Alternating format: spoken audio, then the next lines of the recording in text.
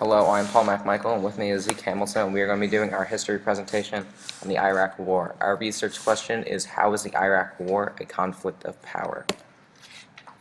Contents. We have the title that you just saw in the content table, the statistics about the Iraq War, the Stage 1, beginning, Stage 2, early growth, Stage 3, deadlock, Stage 4, look for a way out, and the situation presently. You can click on the screen for each stage right now. Alright, now we'll be talking about some of the statistics about the Iraq War, and the first statistic will be about how much the U.S. spends in each second, and each second U.S. spends over $3,000 on the Iraq War, which in a minute is more than the average U.S. adult makes in 1 year. Now we'll be talking about the U.S. death toll from the Iraq War. In deaths killed in action, there was a total of 3,518 killed in action, 956 deaths that were not died in action. Total, there was 4,474 U.S. soldiers killed and over 30,000 U.S. soldiers wounded. It's also a good point to mention that despite that might being a high number of deaths compared to the Iraqis, it was actually only a small fraction, because over 100,000 Iraqis died during the Iraq War. Stage 1, beginning. There was already tension between the U.S. and Iraq from the Gulf War, as Iraq was ordered to destroy all WMDs by the United Nations.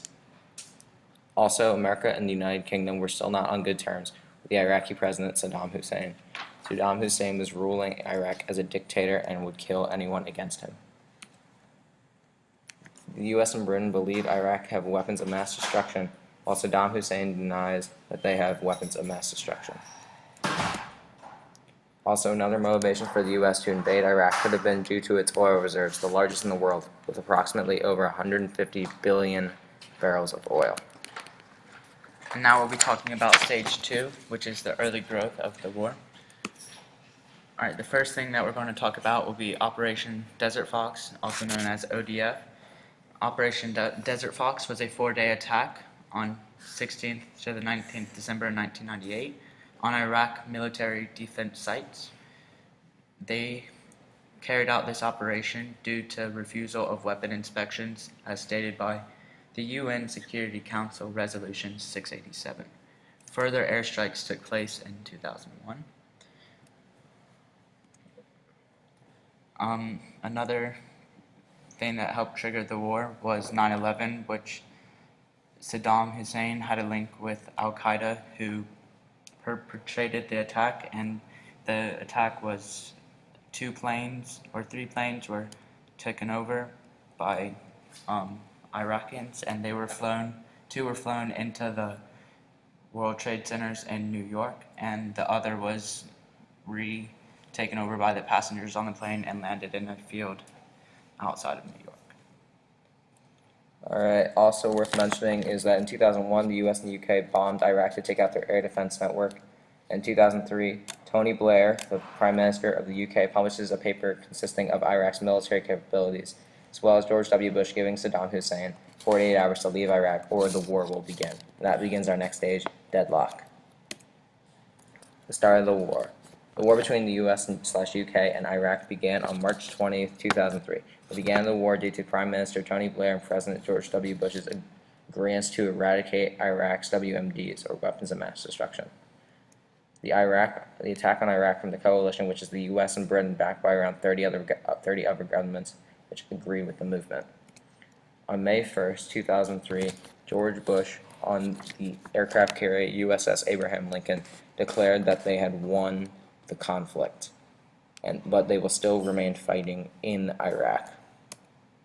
In 2006, Saddam Hussein was executed for crimes against humanity, crimes not related to the Iraq War, but from an event in 1982 where he was involved in the killing of 142 Iraqi Shiites. Alright, now Stage 4. Stage 4 is looking for a way out. In 2008, the Parliament approved a security pact with the U.S. that all U.S. troops must be out of Iraq by the end of 2011. In March 2009, recently inaugurated President Barack Obama announces that the majority of the U.S. troops will be withdrawn from Iraq by August of the following year.